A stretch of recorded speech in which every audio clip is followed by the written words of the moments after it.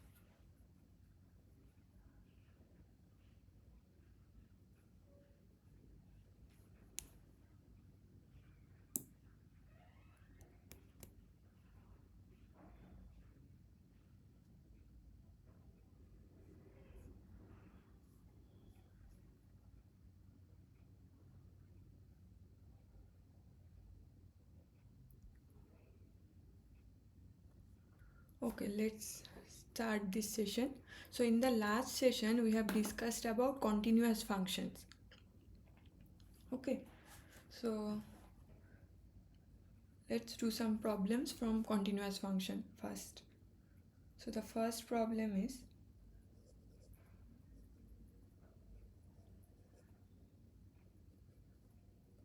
let f be a continuous function, f be continuous at c, and let fc is greater than 0.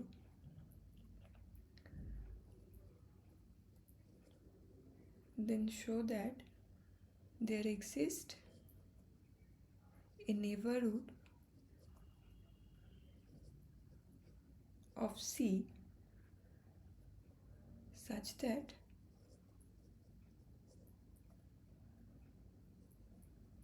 fx greater than 0 for all x in the neighborhood in delta of c.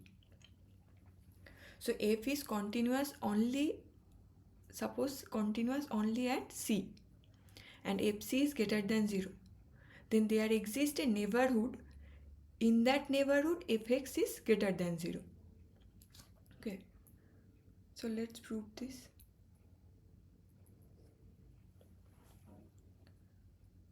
So fc is greater than 0. Now f is continuous at c means given epsilon greater than 0, there exists a delta greater than 0 whenever x belongs to the delta neighborhood of this c, fx belongs to the epsilon neighborhood of fc, right? So now we choose epsilon to be fc by 2. Okay, so epsilon is greater than 0. So epsilon is given. So by the continuity property of f, so f is continuous at c means for this epsilon greater than 0 there exists some delta greater than 0 such that mod of fx minus fc less than epsilon whenever mod of x minus c is less than delta, right? So this is the delta neighborhood of c. Now what is fx minus fc less than epsilon means? So this means, so what we have? We have fx minus fc less than epsilon. So this means minus epsilon less than fx less than positive epsilon. Now this part gives fx greater than fc minus epsilon, right? Now what is our epsilon? Epsilon is fc by 2, right? So this is fc by 2. So fx is greater than 0 because fc is what? Epsilon, which is greater than 0, right? So we got what? We get fx greater than 0 whenever x belongs to this neighborhood, this delta neighborhood of C. Whenever x belongs to the n delta of C, right? So we have proved this. So whenever x belongs to this delta neighborhood, fx greater than 0. So this property is called the sign preserving property of continuous function. It is greater than 0 at a point means there exists a neighborhood where it is also greater than 0. So the sign is preserved in that neighborhood. Now what happens when we change this 0 by some alpha, by some real number? Does this property holds for this case? The question is,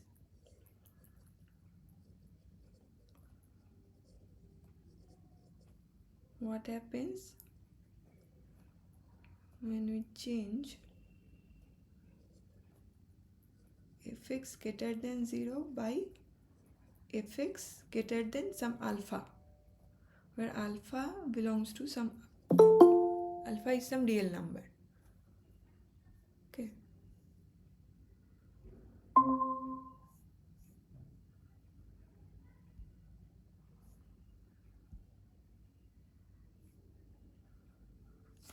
Okay, so we have started this question by this question where f is continuous at this point C and fc is greater than 0. Okay, so then we are saying is that there exists a neighborhood. In that neighborhood, fx is also greater than 0. It is greater than 0 at some point means there exists a neighborhood where it is also greater than 0. Okay. So now the question is, if we change 0 by this by any number alpha, so we can prove this by taking this function gx to be fx minus alpha. Then gc, here this fc is greater than 0. So fc is greater than alpha means this is fc minus alpha.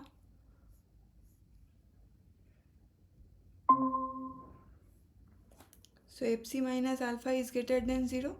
Now we will apply this theorem to this g, and then we will get what? If fx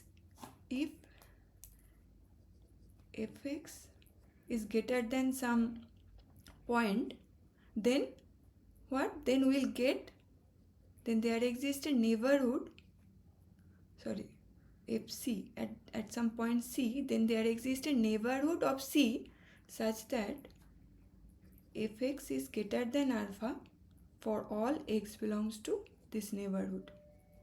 Okay, so this is called the sign preserving property of continuous function.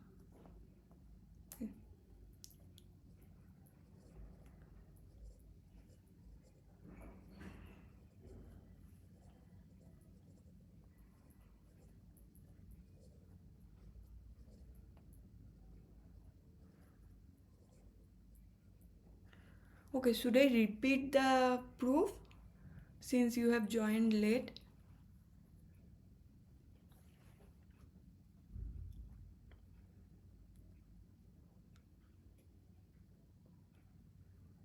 Okay, then I will go to the next problem.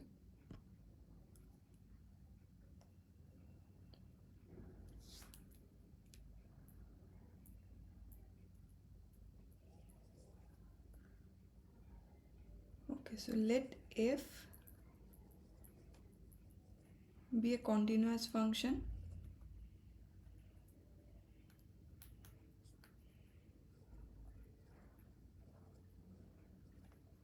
continuous on R,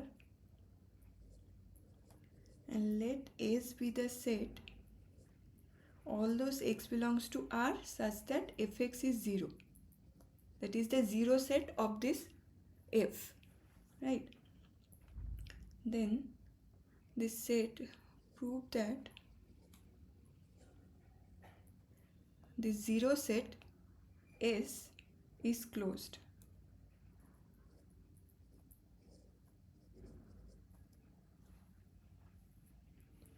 So any idea?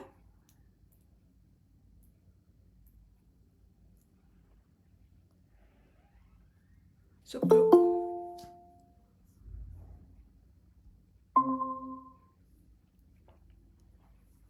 S is the 0 set of this function f, where f is continuous, right? So you have to prove that this 0 set is closed. So how do we prove that? So closed means what? If a sequence xn converges to x, where all these xn's belongs to S, then we have to show that this x, the limit x, also belongs to S.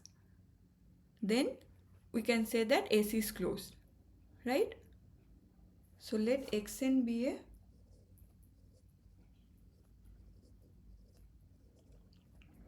sequence in S such that xn converges to x, right? Now we have to prove that, to prove x belongs to S, right? Then we can say that S is closed, right? So all these xn's belongs to S means what? F of xn is 0. This is the 0 set S, right? Now our f is continuous. So continuous means what? If xn converges to x, then f of xn will also converges to fx, right? This is the if and only condition of continuous function, right? So xn, so our xn converges to x, so f of xn will also converge to fx. Now what is f of xn? This is the 0 sequence, right? So this okay, sorry. So the sequence f of xn is what? Is the 0 sequence. So 0 sequence converges to 0. So since f is continuous, fx must be 0, right? So this implies fx is 0, because 0 sequence must converge to 0. So fx is 0 means what? X belongs to the 0 set, right? S consists of all those x such that fx is 0. So now x belongs to S, right? So S is closed.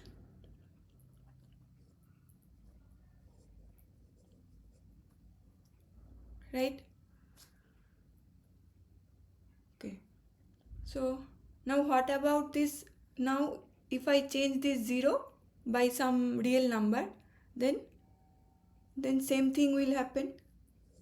So question is, so if same is f is continuous and S is the set of all x such that fx is some alpha, okay, where alpha belongs to some, alpha is some real number.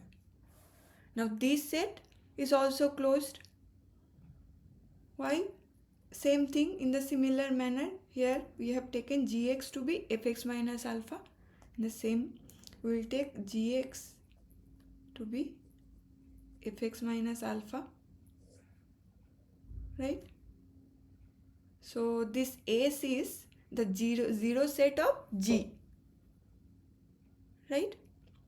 And the 0 set of G, And since f is continuous and this is nothing but a translation by some constant, so g is also continuous.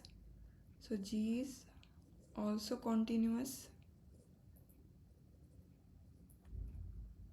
and this S is the zero set of G.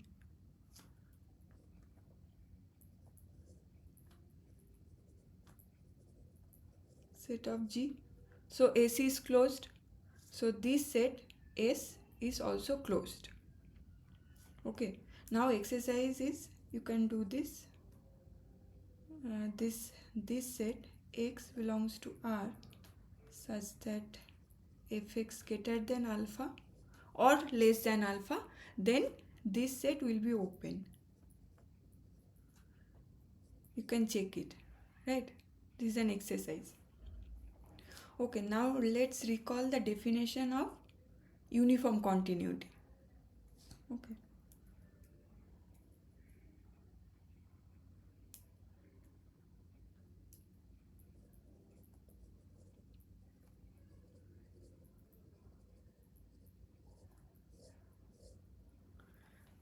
So in continuity, what we have seen that given, so for continuity, f is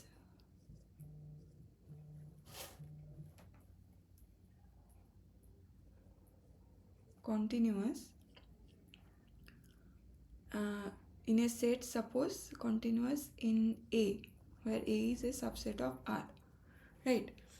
So continuous at a point means what? So given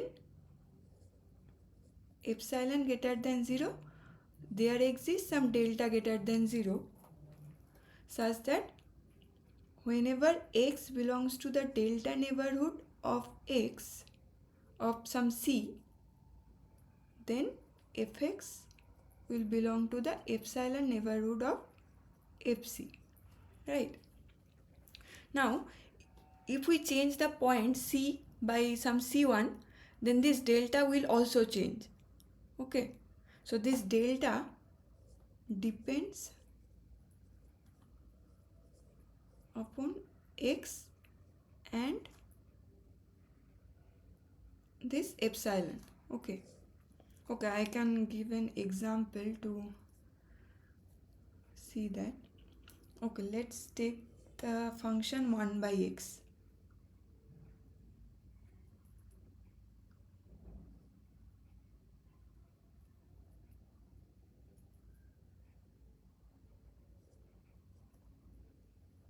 Right, so this is the function 1 by x.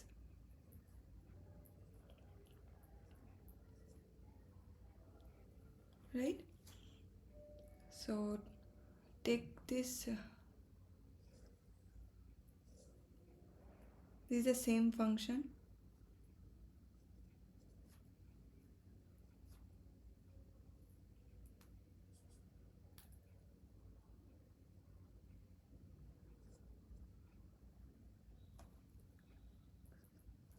Now I am taking 2 points, right, to see that if I change the points, then delta will also differ. So epsilon is given, right? Epsilon is fixed. So take 2 points. First take this point, say half, and 2. Okay, somewhere 2. So there is our 2, right? So at the point half, the point is what? This is the point, right?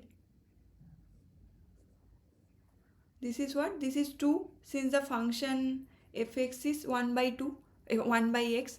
So the point, this point is 2. Now I am taking epsilon neighborhood of this point, right? Epsilon neighborhood of 2, which is suppose this. So this is our 2 plus epsilon and this is 2 minus epsilon.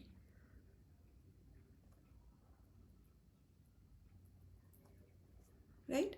So this is the epsilon neighborhood of this 2. Right? So what can we choose delta then? So if we project these 2 points in x-axis, this. So if we choose delta, so if we choose delta in between this number, can you see this portion, this. So if we choose delta to be this number, then the image of this neighborhood of half will be here, right? So this is going to be in the epsilon neighborhood of 2, right? So you can choose delta to be this portion, this, right? Now let's see what happens at 2. So at 2 the value is half, right? So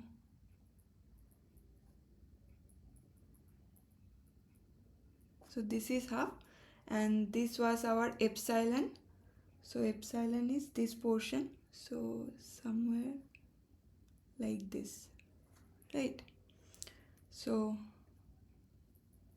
the epsilon neighborhood is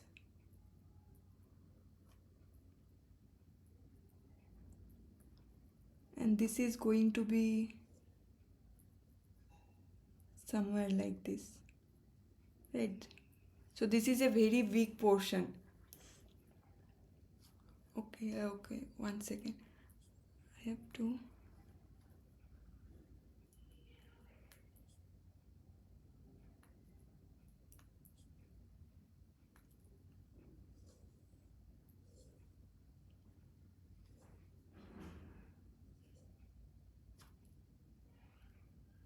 let's choose here. This is our 2, so this is half, and this is the epsilon neighborhood, half. This is half minus epsilon, and this is half plus epsilon, right? Now what can we choose here? The delta.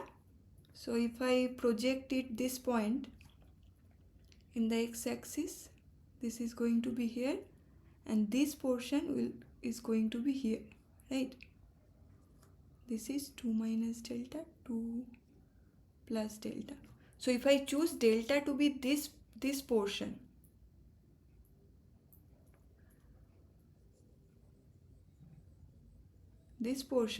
then the image of this portion 2 minus epsilon, 2 minus delta to 2 plus delta will be here in this portion,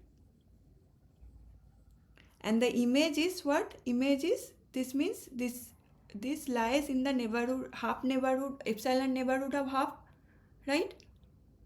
So we can choose delta to be this blue portion, this big portion. So see this portion, we okay, so suppose this is delta 2, and for this is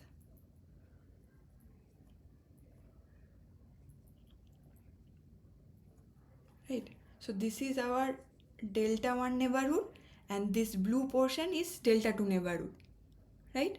So this delta 2 neighborhood of this half will not work here, so these two are different, right? So this is happens when f is continuous. So delta changes with x, the points, right? This depends on epsilon also, and also on the point.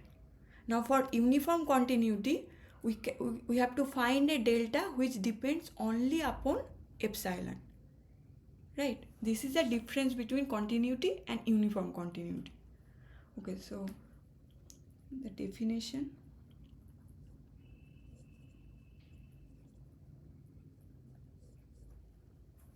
Okay, did you understand it?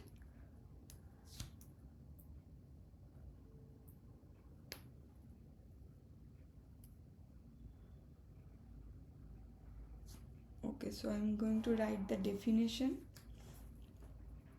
So let A subset of R,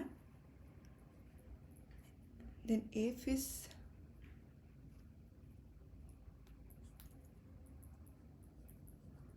to R is UC, I am writing short for uniform continuity. Okay, so F is uniformly continuous if given epsilon greater than 0, there exists delta depending only upon epsilon such that if xy belongs to A with and their distance is less than delta, then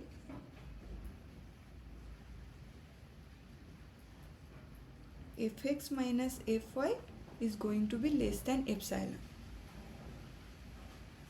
Okay, so this is the definition of uniform continuity. This delta depends only upon epsilon. Right?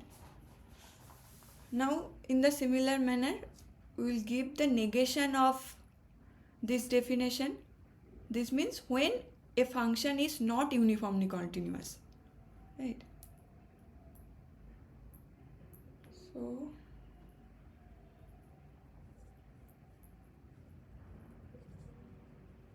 non-uniform continuity criteria.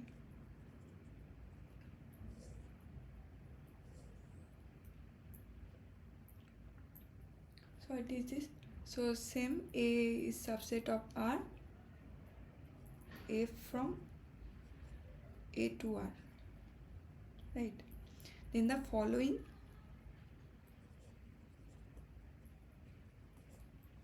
are equivalent. So F is not uniformly continuous. This means there exists. So for every epsilon there exists a delta. So not uniformly continuous means there exists a epsilon such that no delta will work. Right? So there exists epsilon not greater than 0 such that for every delta greater than 0, there is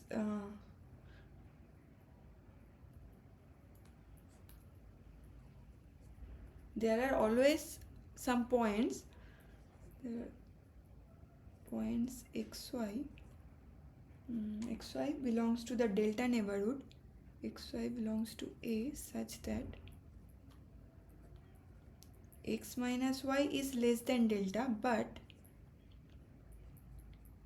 fx minus fy will be greater or equals to this epsilon naught. Right? This means no delta will work.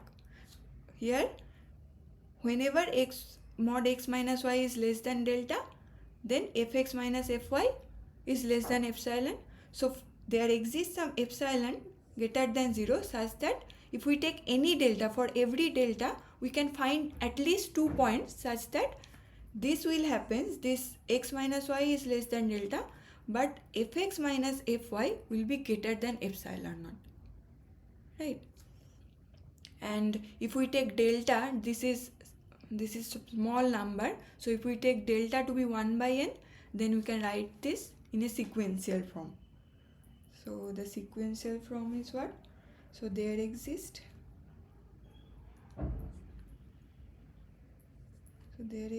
epsilon naught greater than 0 and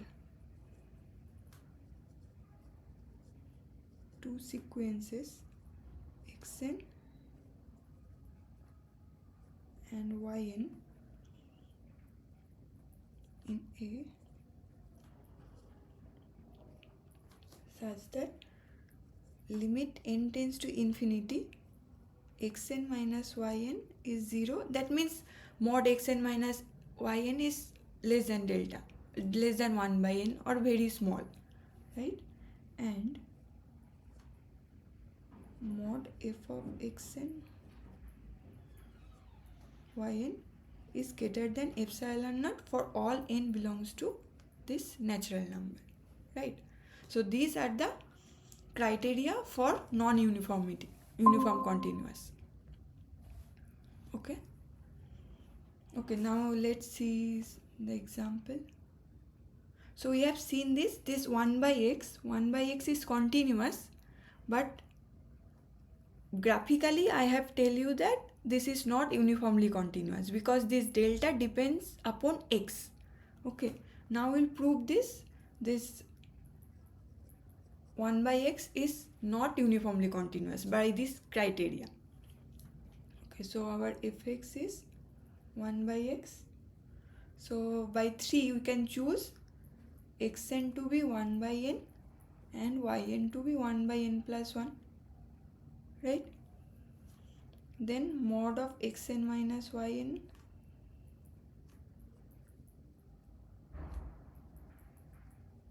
which goes to 0, right? But what about f of xn minus f of yn? So this is n plus 1 minus n, which is 1. So if epsilon is given half, then it is greater than half. This is our epsilon, right? So this does not hold this uniform continuity. So this means 1 by x is not uniformly continuous. See here, the domain is what? Domain is 0 to infinity, right? Because it is not defined at 0. So not uniformly continuous on 0 infinity, right? Now can you tell me where it is uniformly continuous? It is not uniformly continuous on 0 infinity, but there are some sub-interval where it is uniformly continuous. That we will see next. We'll see this theorem. So there are some theorems where under these theorems give under what condition a continuous function becomes uniformly continuous, right? So the first condition or theorem is, let I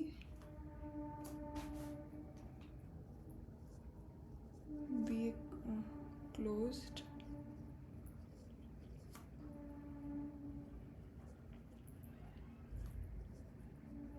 interval of R and let f from I to R is continuous.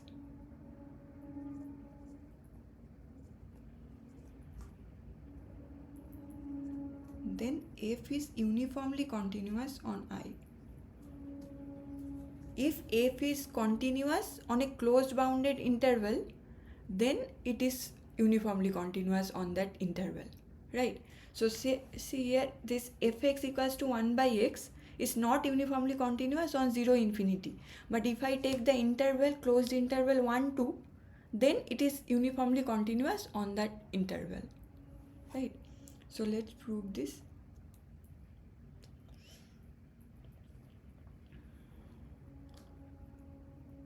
Okay. So suppose we will prove this by contradiction, right? So suppose it is not uniformly continuous. Suppose f is not uniformly continuous, right? Then by the non-uniformity criteria, so there exists epsilon not greater than 0 such that epsilon greater than 0 and two sequences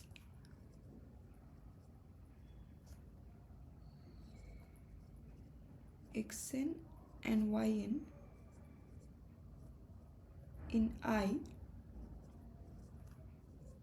such that mod of xn minus yn goes to 0. This means this is less than n, and mod of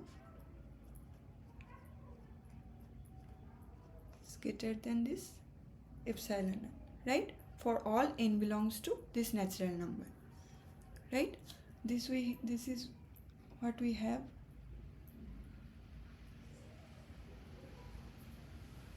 Right.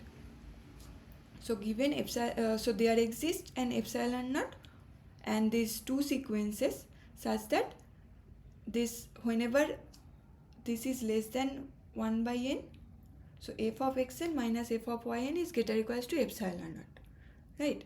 Now I is closed bounded interval, right? So this xn and yn both are bounded sequences, right?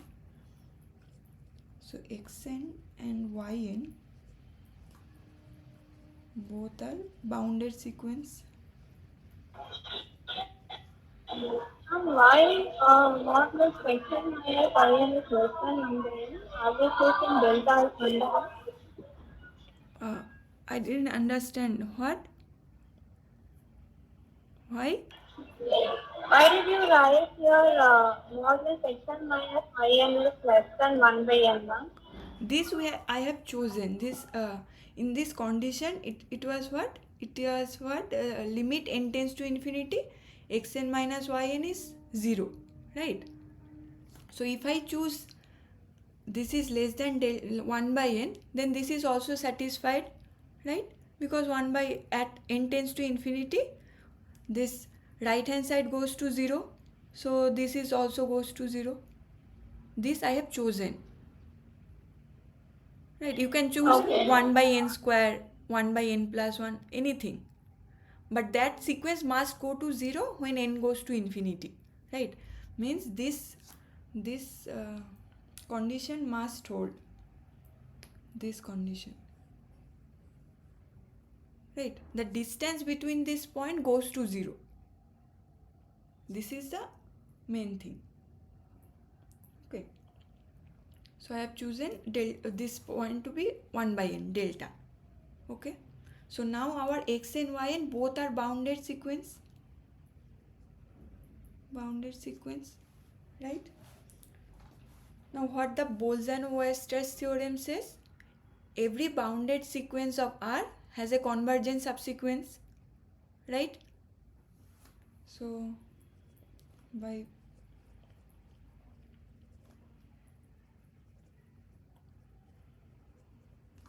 Weierstrass theorem, this xn, so this xn has a convergent subsequence,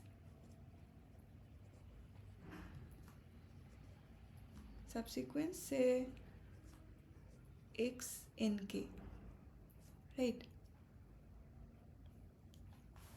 So xnk is a convergent subsequence, so xnk converges to some x.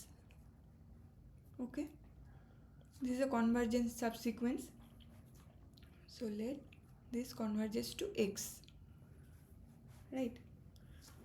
Now we will show that ynk is a subsequence, this ynk is a subsequence of yn, right? Now we will show that ynk also converges to x. So this means let ynk minus x is what? So by triangular inequality we can write this ynk minus xnk plus, right? Now here we have seen that this xn minus yn is less than 1 by n, right? So this means this distance goes to 0 when n goes to infinity. Also xnk converges to x, so when n goes to infinity or k goes to infinity, so this also goes to 0. So this both of this term goes to 0 as nk goes to infinity, right? So this means what? This means ynk converges to x. This means ynk minus x goes to 0 as nk goes to infinity. So this means ynk converges to x, right? So what we have xnk converges to x and ynk converges to x, right? These two we have. So this and this. Now our f is continuous. So if xn converges to x, then fxn converges to fx, right? So this implies f of xnk converges to fx and f of ynk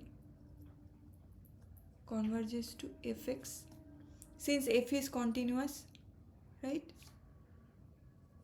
As f is continuous, right? So what is the distance between this f of xnk and this f of ynk then, right? So this is less equal to, we can write by triangular inequality, this is less equal to f of xnk minus fx plus fx minus f of ynk, right? And since these two converges, this converges to fx and this converges to fx, so this goes to 0, and this also goes to 0, both of them, right? As nk goes to infinity. So this means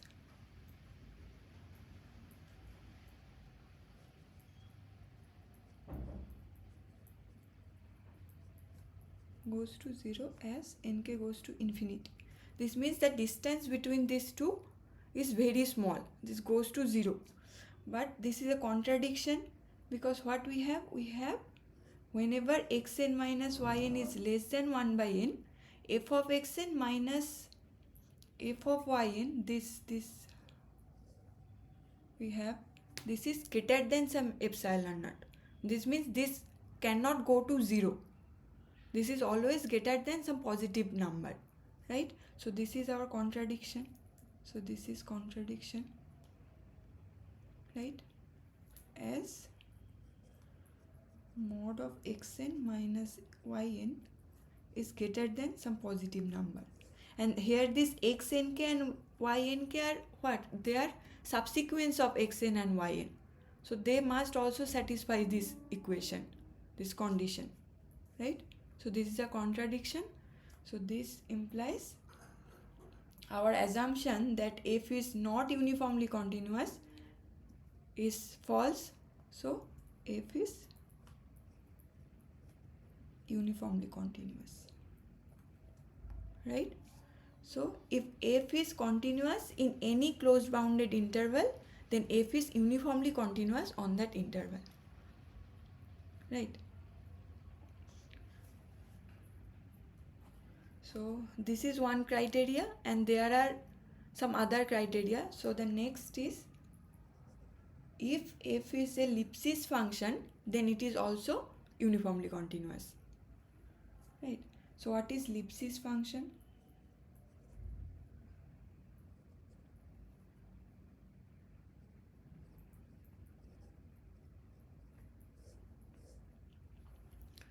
So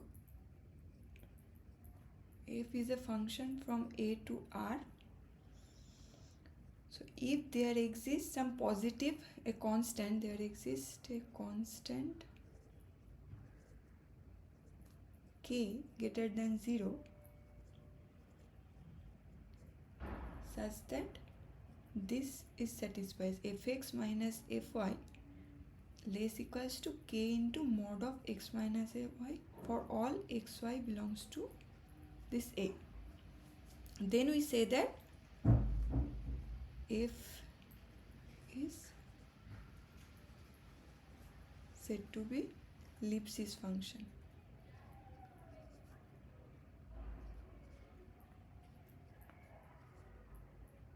or f satisfies, this is called the Lipschitz condition. This is called the Lipschitz condition. Okay. Now what is this number? This fx minus, this means fx minus fy by x minus y is less equal to k, right? Now what is this? This term means this fx minus fy by x minus y. So this is actually, so this is some f, this is y equals to fx, right? So xy, if this is point, so this point is what? This is x fx, and this point is y fy, right? The slope of this line segment is this number, actually this fx minus fy by x minus y, right? So this is actually the slope of the line segment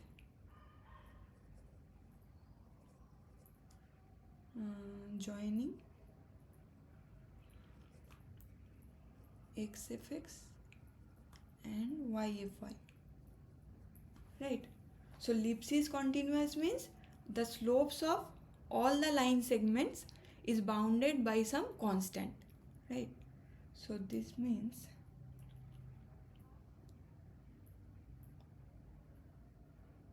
so f satisfies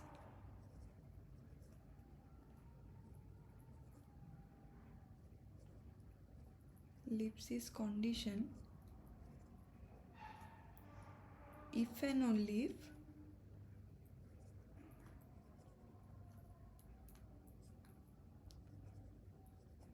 the slopes of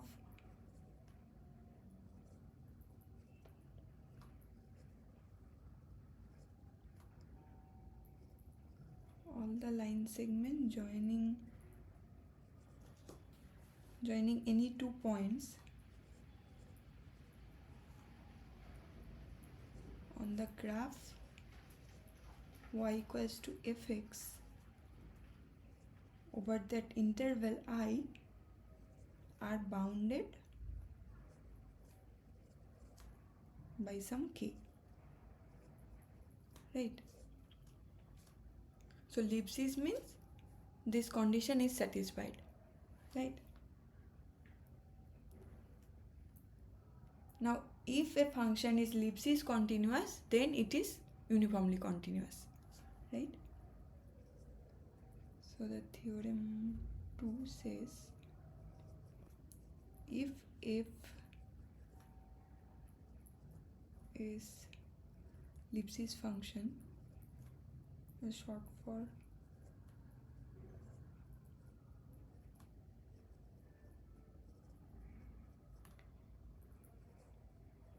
then f is uniformly continuous.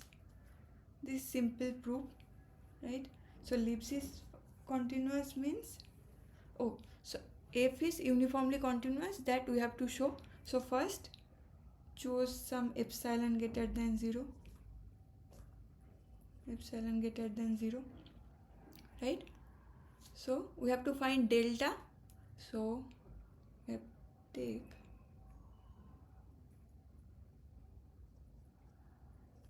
delta to be epsilon by k. So since this is Lipschitz continuous, this means fx minus fy is less than epsilon, less than what? This is k times mod x minus y, right?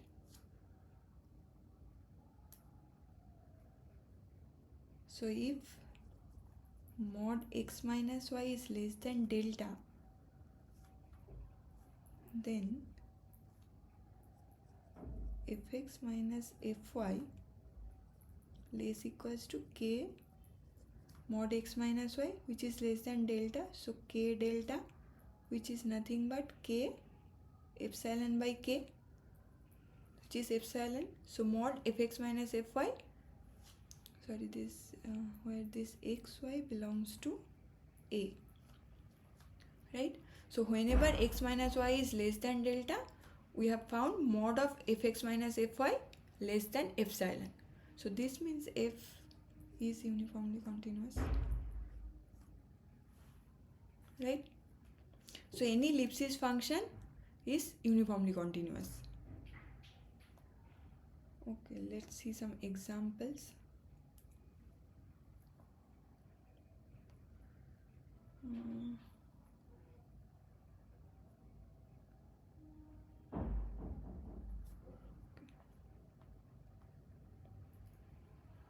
So take this function.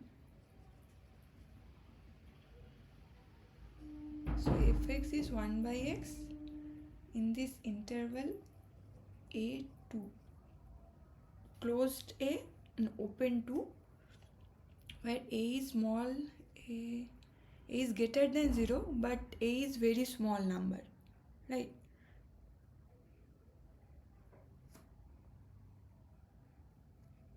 So we have already seen that 1 by x is not uniformly continuous in 0 to some, in 1 by x is not uniformly continuous on 0 some point, say 2.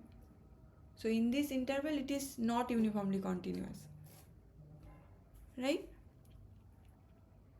That we have already seen.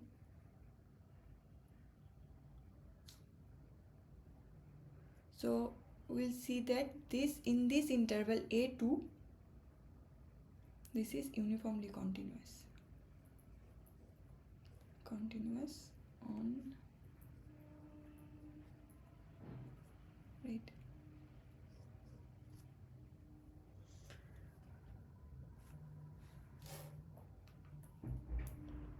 So we prove this by Lipschitz condition. So what is fx minus fy? Let's take xy belongs to this interval, right? So this interval. So fx minus fy is what? 1 by x minus 1 by y, which is mod xy, right? Now xy belongs to the interval, oh sorry, this is closed a2, right? So this means plus what? Mod x is greater equals to a, right? And similarly mod y also greater than a. So this implies mod of xy is greater equals to a square.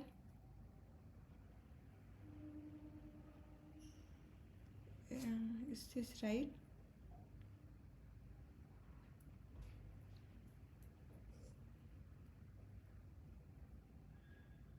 Yes.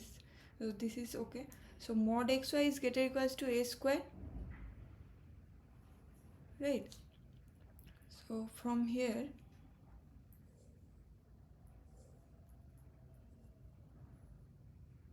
so mod fx minus fy,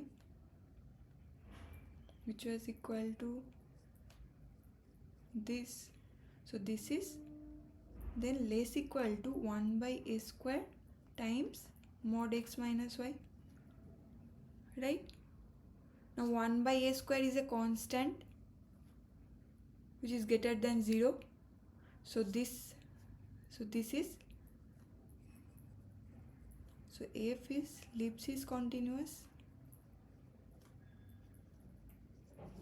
right? So this means f is Lipschitz function on this interval a2, right? So f is uniformly continuous on, right? If I have given closed interval a2, then you can easily say this is uniformly continuous. By theorem 1 we have already seen that if f is continuous on a closed bounded interval, then it is uniformly continuous, and 1 by x is continuous on closed interval a2. So that's why I have given closed A and open 2, right? Okay, let's go to the next problem.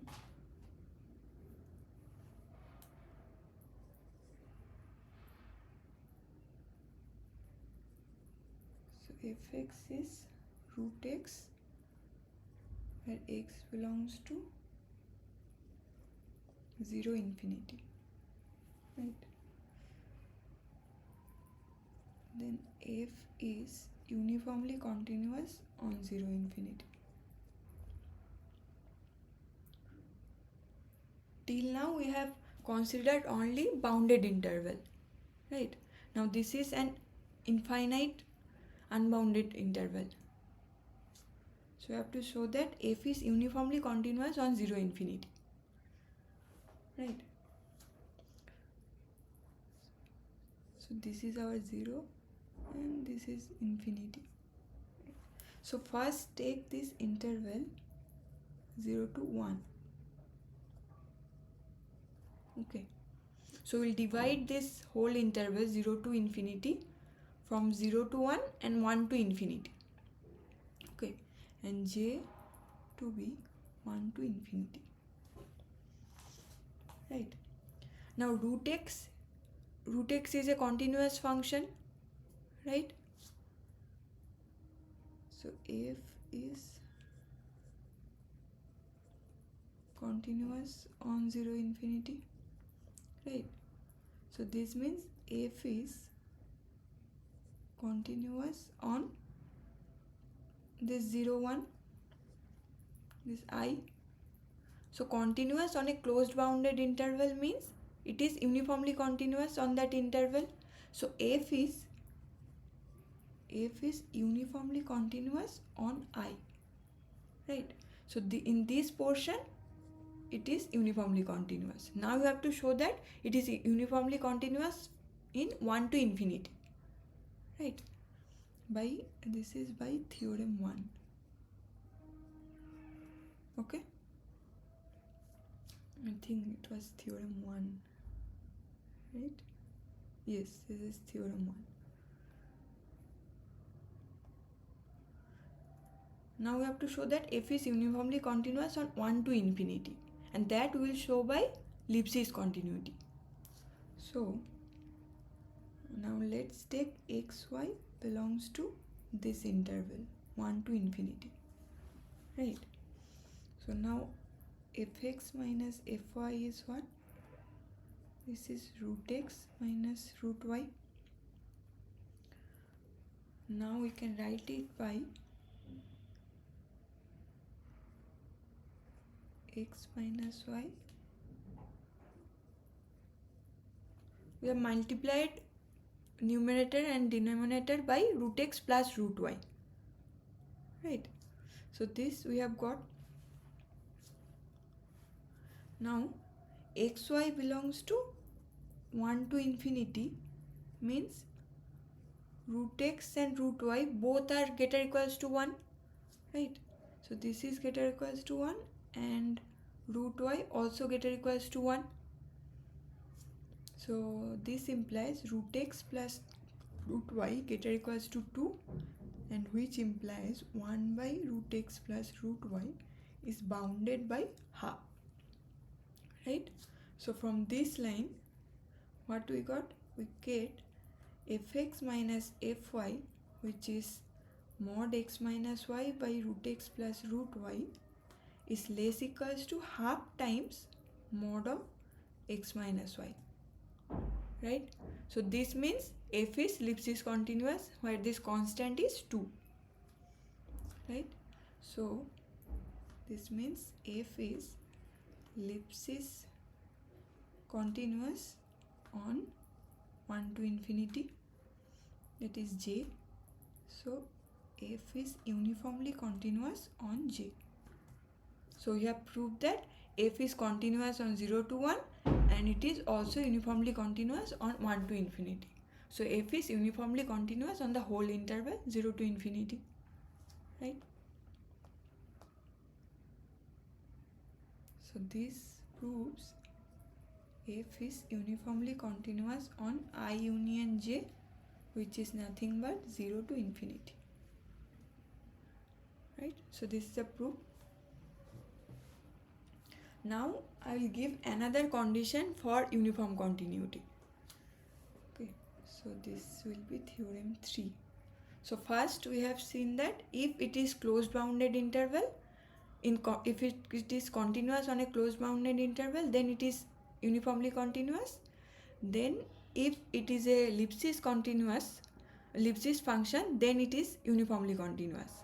Now we'll see that if a function maps Cauchy sequence to Cauchy sequences, then it will be uniform continuous, right? So let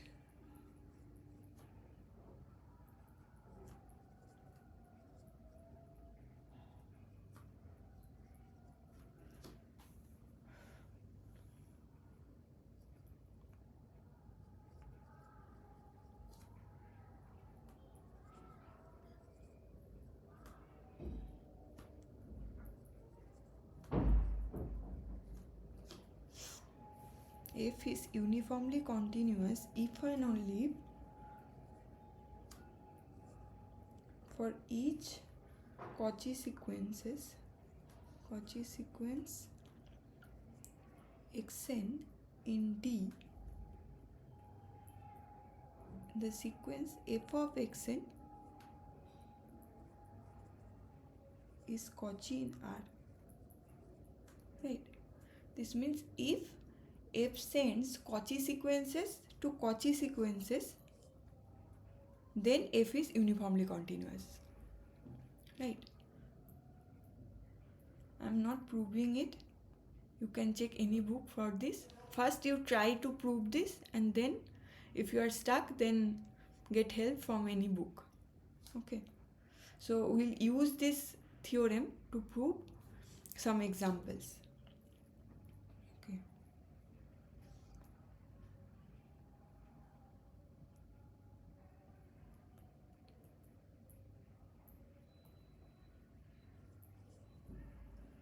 so prove that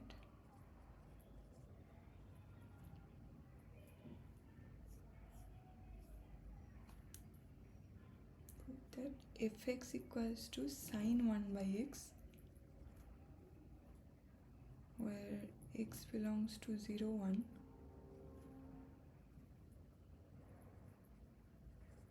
is not uniformly continuous, right? We prove this by this theorem, theorem 3. So this means we have to find a Cauchy sequence in 0, 1 which converges, but f of xn, f of this Cauchy sequence is not a Cauchy sequence, right? So take this sequence xn to be 1 by n. yes, 1 by x. Can I choose? 1 by n, 1 by, you have to take some pi should be there at least, because if we take 1 by n, this is sine n. I have to choose 1 by n by n. If Can I we choose 1 by n by? if we take 1 by n pi, then it is what? It is sine n pi, which is always 0. So this is this converges. So this is a Cauchy sequence, right? So it will not work. So you have to take some sequence which gives some oscillarity sequence, right? n pi always gives 0. Sin n pi is always 0, right? But if you take 2 by n pi, then it will not be always 0, right? So if we take xn to be 2 by n, then what is f of xn? The sequence f of xn is what? So the first term will be what? Pi by 2, which is 1, right? Second term is what? Sin pi, which is 0. And the third term will be 3 pi by 2, right? Which will be minus 1. And it will go on like this, right? Right? So this becomes a oscillatory sequence. So this is not Cauchy, right? Because difference between any 2 points, any two f of xi is at least 1, right? So now our xn is Cauchy because xn is like what? This is 1 by n, which is Cauchy. So xn is Cauchy. Xn is Cauchy, but f of xn is not a Cauchy sequence. It's not Cauchy. Cauchy in R, right? So this implies f is not uniformly continuous.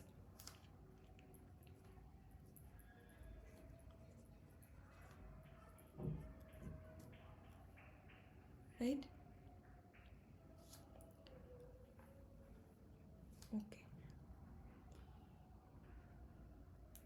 So now we have seen that. So if f is continuous on a closed bounded interval,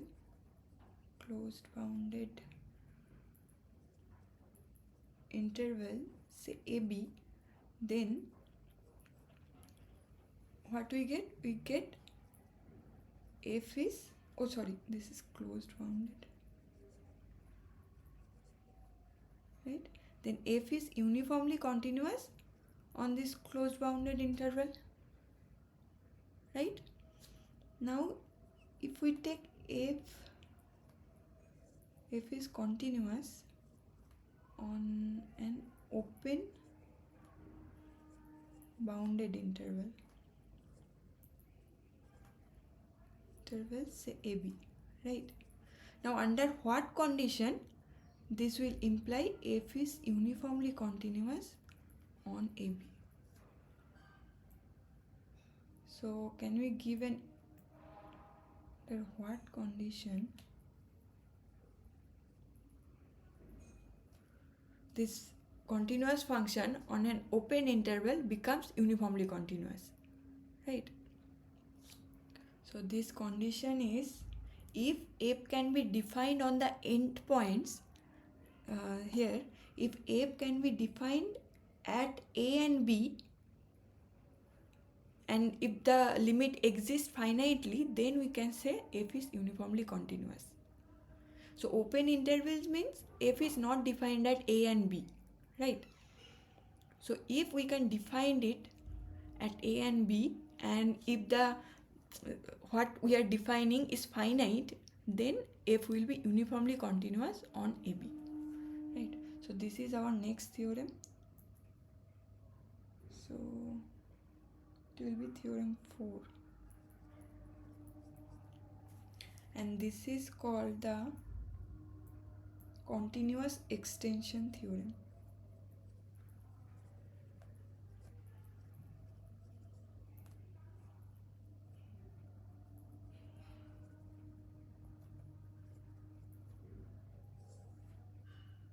Right? So a function if from AB to R is uniformly continuous if and only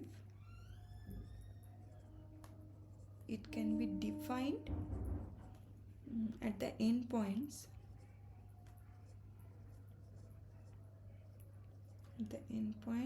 A and B such that the extended function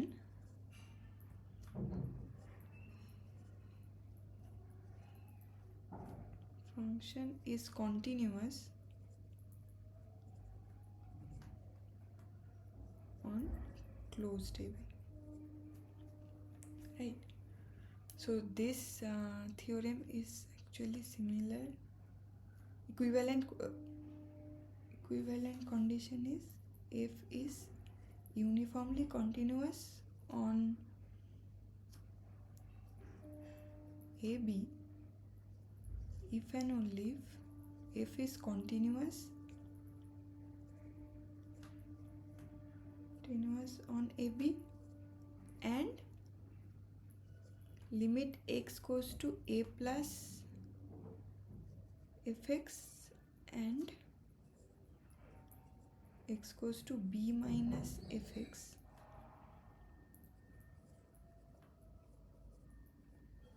exist finitely.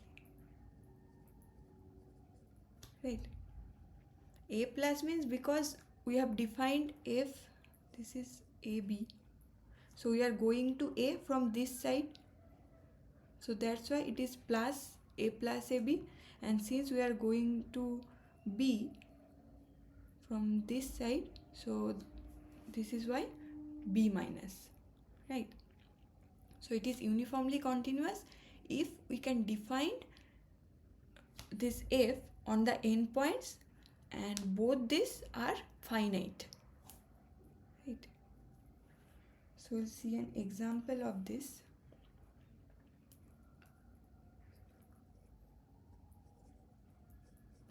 So take this function fx to be x sine 1 by x, right, in the interval 0 to 1, right. So we have already seen that x sine 1 by x is like this, right. This is x sine 1 by x. So this is continuous function on 0 1, and we have already seen in the previous session, I think, that limit x goes to 0, x sine 1 by x is 0, right. We have seen that.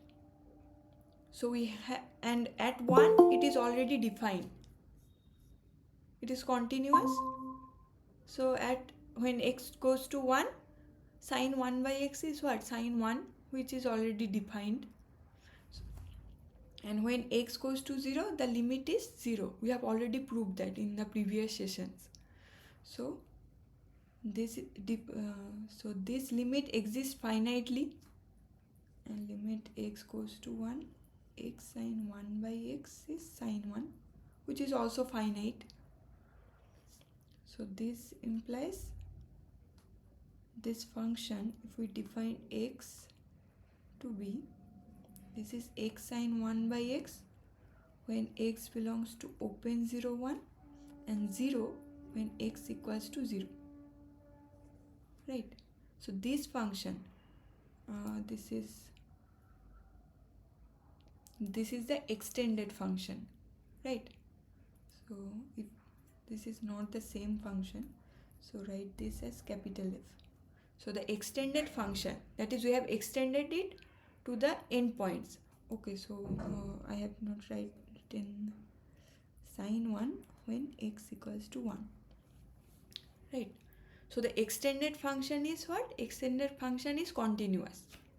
So from this criteria, that is the extended function is continuous on AB, so this implies, and this is also true, this x goes to A plus fx and x goes to A minus both exist finitely, right.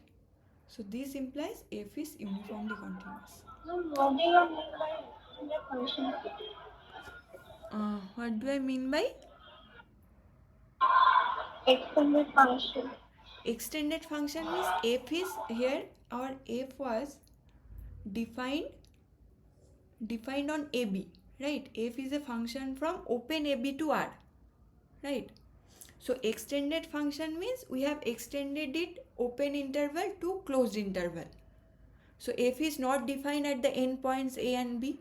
So if I define f on the endpoints A and B, then this is an extended function, right? Like this function. So f is defined on 0 to 1, right? So we have extended it. This fx, capital Fx, is an extended function of f, right? Because it is equal to fx. This is equal to fx when x belongs to 0 to 1, right? And it is also defined at the endpoints. So this is an extension of f, right? Because fx is already fx when x belongs to 0 1, and at x equals to 0 it is 0, at x equals to 1 it is some finite number. So this capital F already contains fx, so that's why capital Fx is an extended function of this fx, right? And this extended function here is continuous, so that's why our f is uniformly continuous. So capital Fx is continuous on closed AB, closed 0 1. So this implies our fx is uniformly continuous on 0 1, right? From this theorem, right? F is uniformly continuous if it is both exist or the extended function is continuous, right? Okay, what about this sine 1 by x?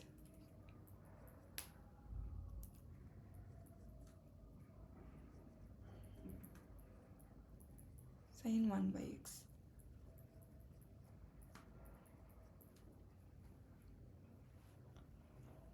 So is it uniformly continuous on 0 1? When 0 1?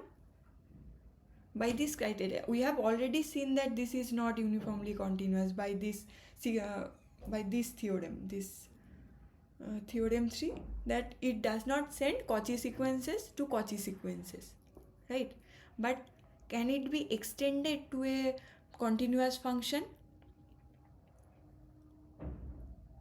No, because limit x goes to 0, sine 1 by x does not exist, right? This we have seen in the limit session, I think, right? Limit x goes to 0, sine 1 by x does not exist. We have already seen that in previous sessions. Because if you take x to be some sequences like n pi by 2, right? So this will give a oscillatory sequences, right? So it will not go to 0. So that's why this limit x tends to 0, sine 1 by x does not exist. So at some end point it does not exist means f is not uniformly continuous, because it is a necessary sufficient condition, right? So that's why it is not uniformly continuous, and also this function fx cannot be extended to close 0 1 such that the extended function becomes continuous, right? Because if the extended function is continuous, then it is uniformly continuous, but this function is not uniformly continuous. So this means fx is not uniformly continuous and it cannot be extended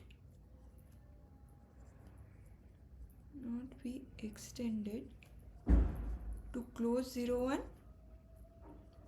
such that the extended function is continuous.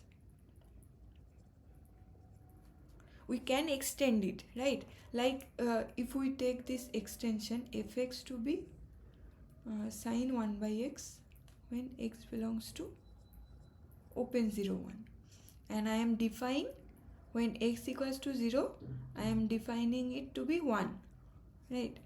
And when x equals to 1, it is sine 1, right?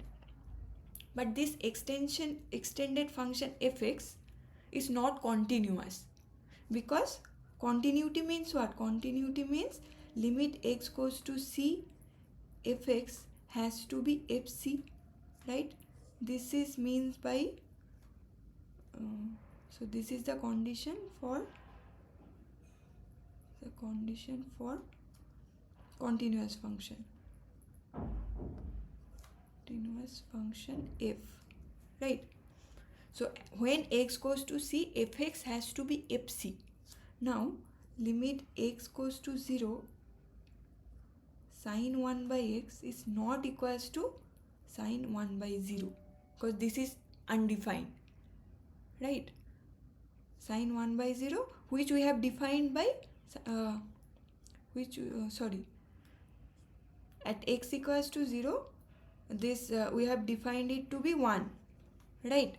And this the left hand side, this is fc, this is equals to what? This is sine 1 by 0, because we have defined it when x equals to 0, fx is, this is capital F, you have to write capital F,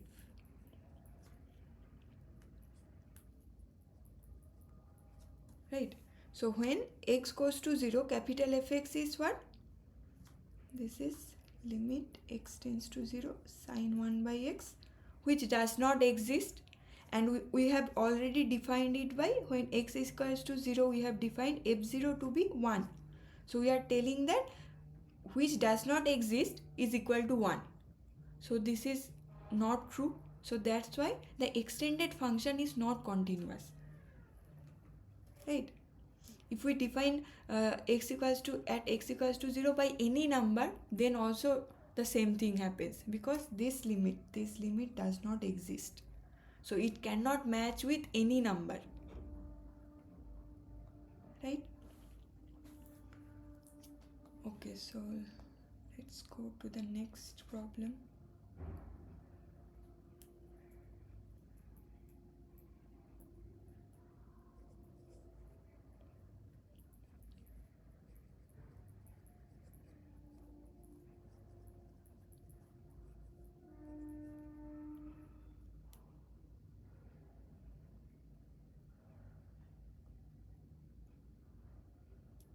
Okay, I have not written it. So here this fx is not continuous, right? This is the conclusion. So f is f of x plus y equals to fx plus fy for all xy belongs to R, and our f is continuous.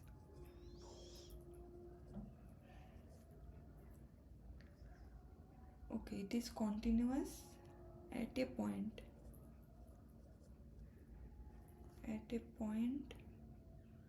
some x equals to c of R.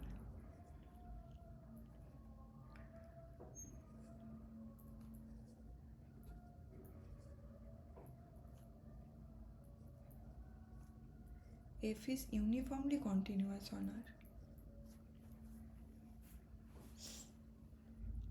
So I am telling what is that f is continuous. We are given that f is continuous at a single point x equals to c, and f satisfies this condition. So our f is continuous at x equals to c, right? And f of x plus y equals to fx plus fy. Then f will be uniformly continuous on the whole R, right? That we have to prove. So f is continuous at a point means what? So given epsilon, so choose some epsilon greater than 0, right? So f is continuous at C means there exists delta greater than 0 such that whenever mod of x minus y less than delta, this will imply mod of fx minus fy will be less than epsilon, right? Oh sorry, this is this continuous at the point C, so it is a neighborhood of C, it's not uniformly continuous. So fx minus fc is less than epsilon, right? So let's take x to be c plus h, right? Then this condition will be less than delta implies f of c plus h minus fc less than epsilon, right? So this will imply mod h less than delta implies, and this is nothing but what we have whenever x plus, so f of x plus y is fx plus fy, so this is f of c plus f of h minus fc less than epsilon, right? So this condition gives whenever mod h less than delta, we have f of mod of fh less than epsilon, right? So first we have this condition, and this is same thing as this one, and from this we got this one, right? Okay, so whenever mod h is less than delta, we will have mod of fh is less than epsilon, right?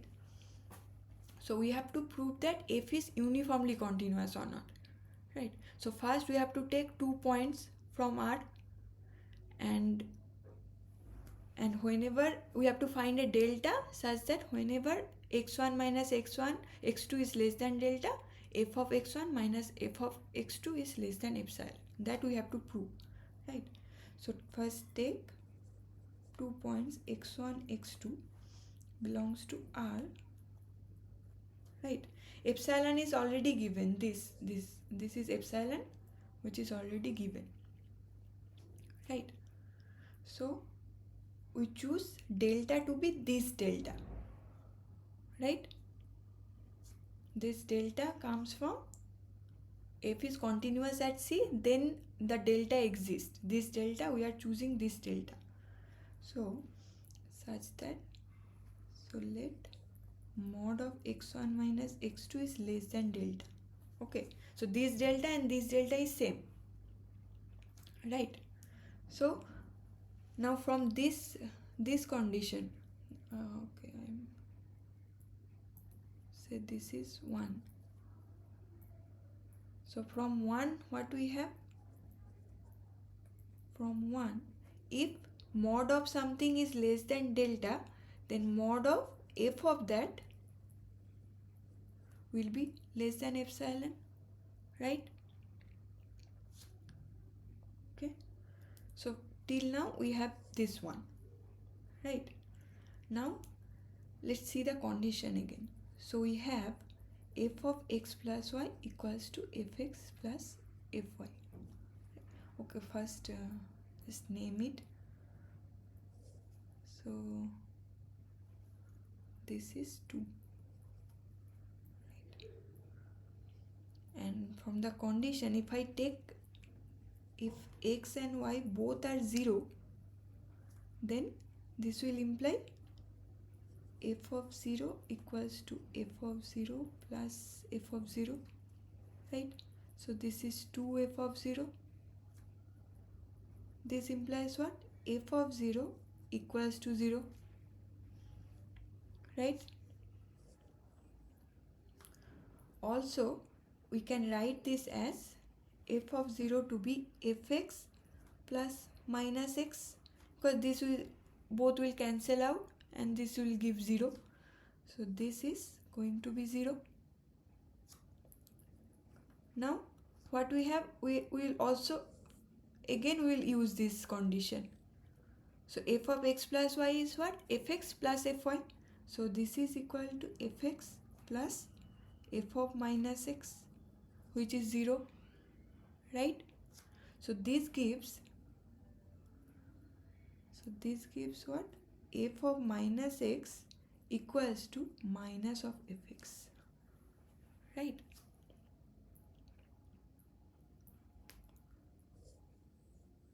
So this is let 3. Now using 3,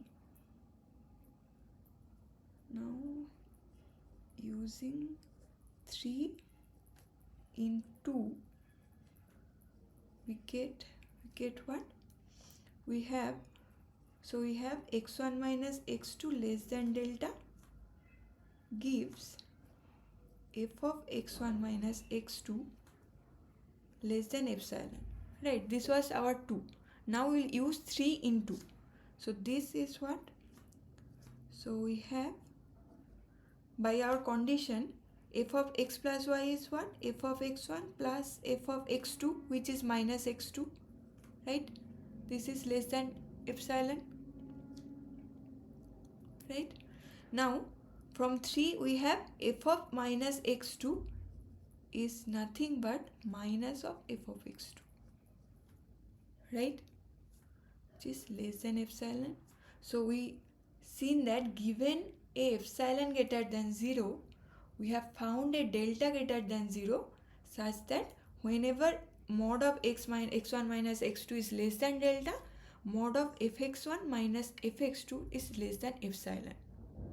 So this means f is uniformly continuous, right?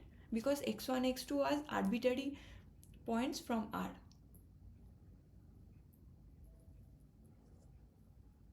Right? So this means f is uniformly continuous on R. Right? Let's go to the last problem. So this is a lengthy question. Okay. So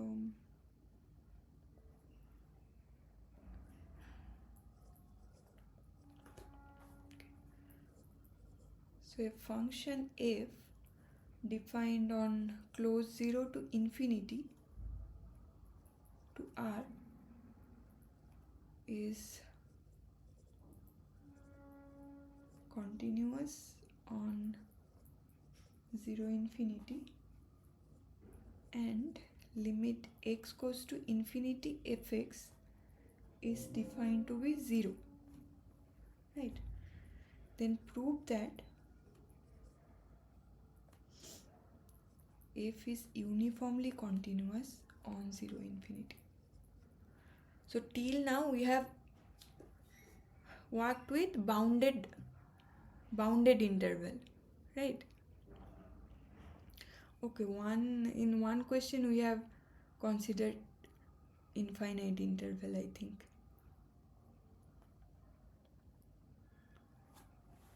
Okay, so f is continuous on 0 infinity. So if it was a closed bounded interval from closed 0 to open closed some b, then by theorem 1 it is uniformly continuous on that interval, right? But here we are given that f is continuous on 0 to infinity, close 0 to infinity, and at the point infinity it is defined to be 0, right? So it exists finitely at infinity. So we have to prove that f is uniformly continuous on this closed infinity. So first we have to take epsilon, we have to choose some epsilon greater than 0, right? So this is our interval 0 to infinity, right? So whenever we are given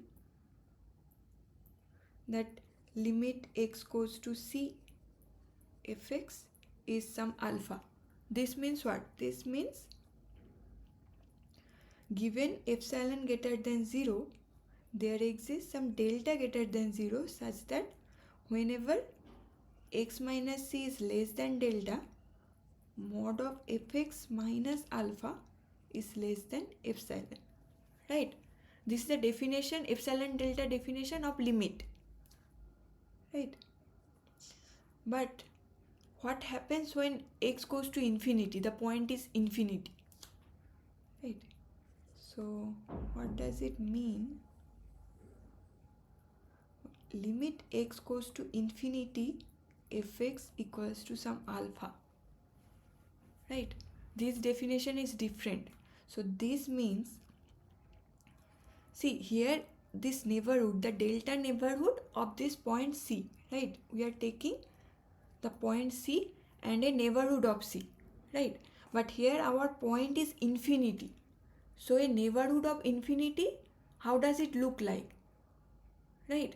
Actually the neighborhood of infinity is something like it is greater than some m, right?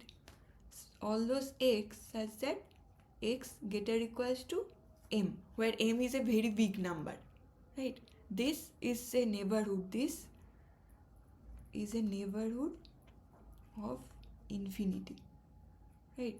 This means there exists some m, very big number. M is a very very big number,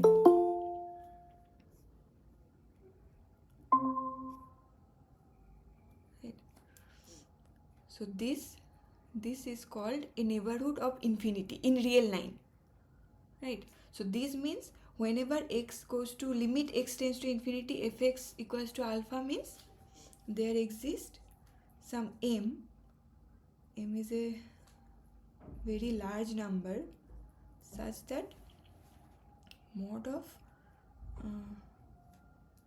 such that whenever x is greater than m, whenever x is greater equals to m, mod of fx minus this alpha is less than epsilon. Okay, given epsilon greater than 0, there exists a very large number such that whenever x is bigger than this number, fx minus alpha is less than epsilon, right? This is the limit definition when x goes to infinity, right? This definition we'll use here. So we are given what? Limit x goes to infinity, fx is 0, right? So this means, so this is given, this limit x goes to infinity. So from our problem, limit x goes to infinity, fx is 0. So this means, so epsilon is already given, we have chosen some epsilon. So this implies there exists a large number p such that mod of fx, this is alpha is 0, so mod of fx minus 0, which is mod x, is less than, I am taking epsilon by 2, so this is also same thing. So epsilon by 2 whenever x is greater equals to p, right? So from this we are getting this one,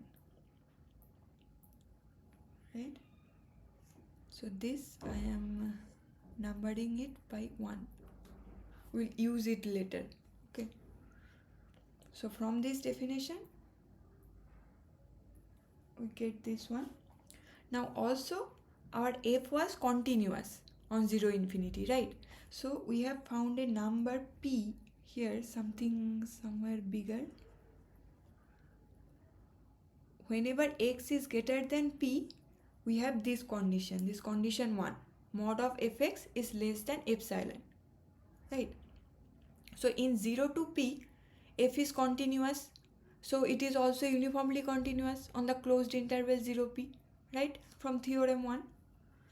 So f is continuous, so this is I'm writing it in the short form, right? This is continuous on 0p, right? So this implies f is uniformly continuous on 0p by theorem 1, right? So since it is uniformly continuous, so we'll get some delta 1. So the epsilon is already given, so there exists some delta 1 greater than 0 such that whenever x1 minus x2 is less than delta 1, mod of fx1 minus fx2 is less than epsilon, right, for all x1 x2 belongs to this interval 0 to p, right? So this I am noting by 2. So I am dividing this 0 to infinity in two intervals, closed interval 0 to p and closed interval p to infinity, right? So from x greater than p we have this condition, in closed 0p we have this condition, okay? Now also that, now p is connecting both the intervals, right, 0 to 1 and p to infinity, and f is continuous at p, so we will get another condition. So now f is continuous at x equals to p, right, because f is continuous everywhere on 0 to infinity, so it is continuous at p. So this implies there exists some delta 2 greater than 0 such that whenever x minus p is less than delta 2, mod of fx minus fp is less than epsilon by 2, right?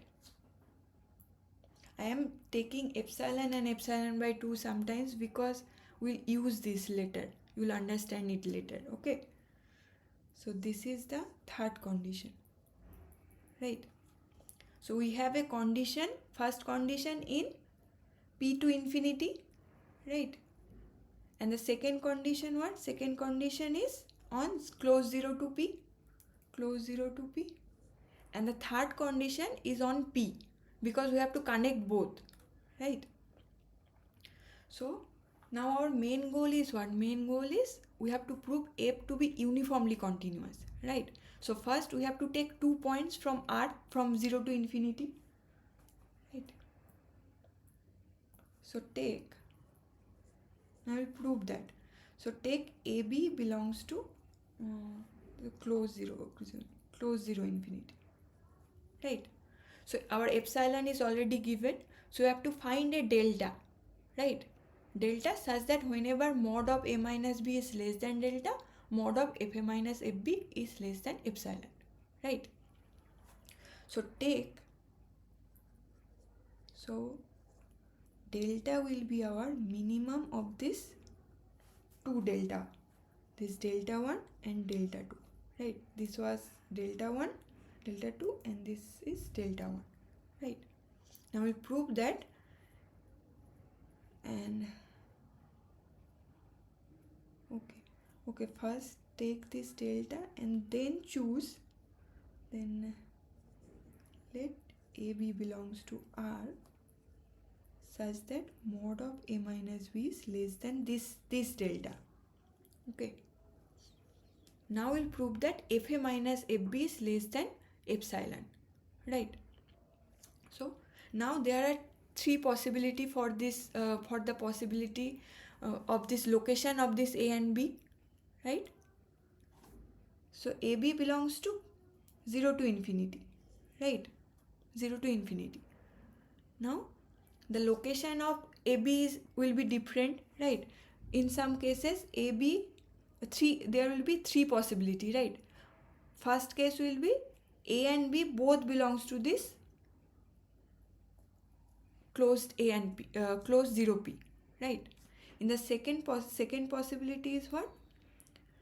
A belongs to 0 to P and B belongs to P to infinity.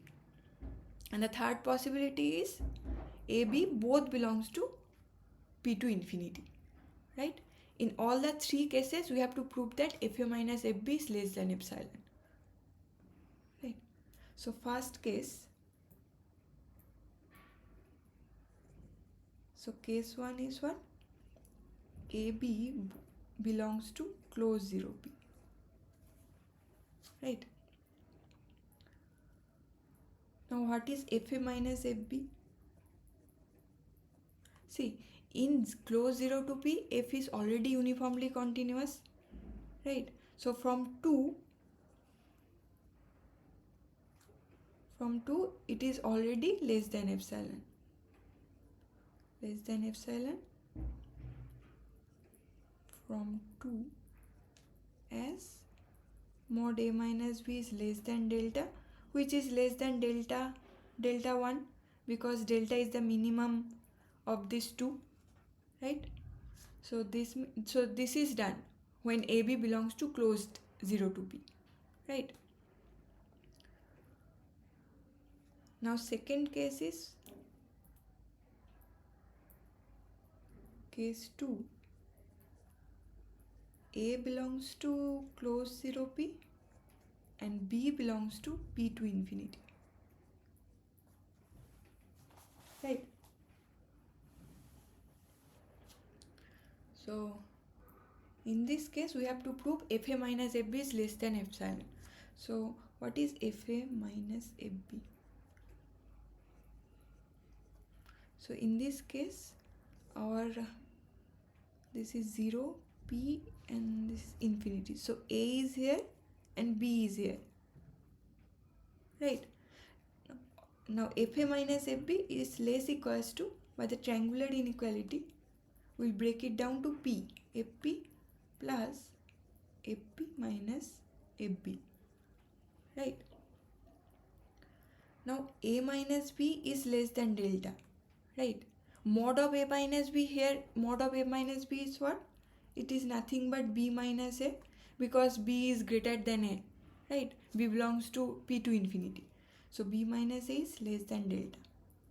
Now we will write this at B minus P plus P minus A is less than delta. And both are positive. Both are positive, right?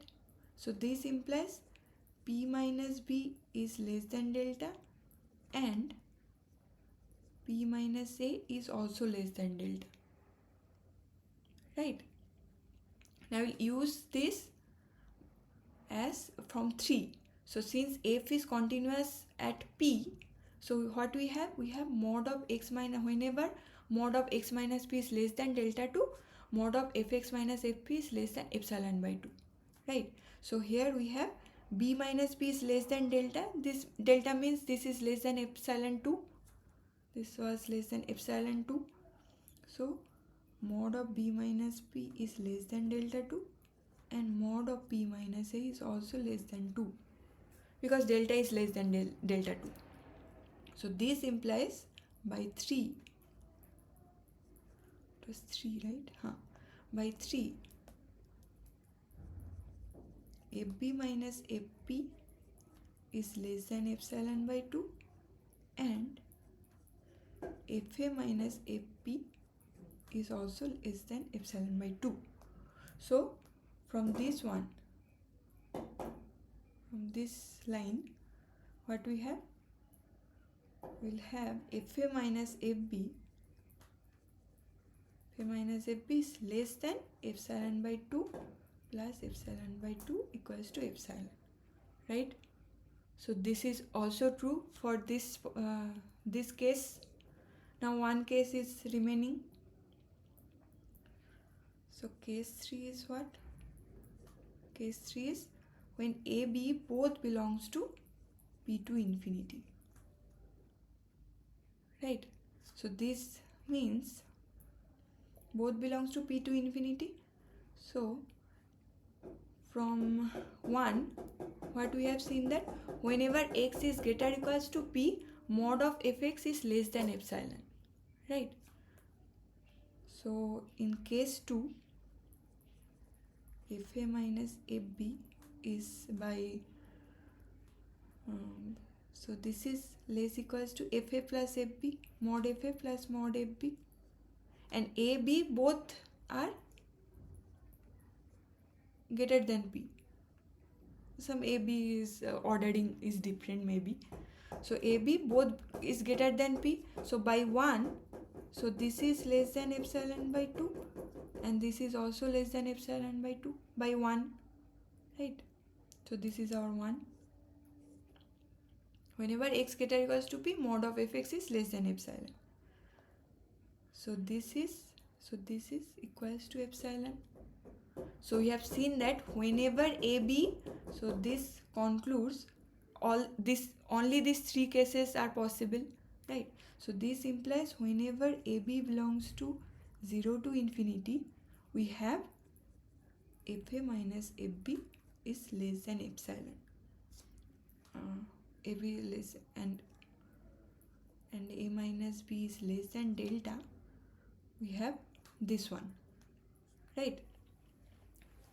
So this implies f is uniformly continuous on 0 infinity. So f is uniformly continuous on 0 infinity. So we have proved this, right? Okay, so this is our last question. So if you have any doubt, you can ask.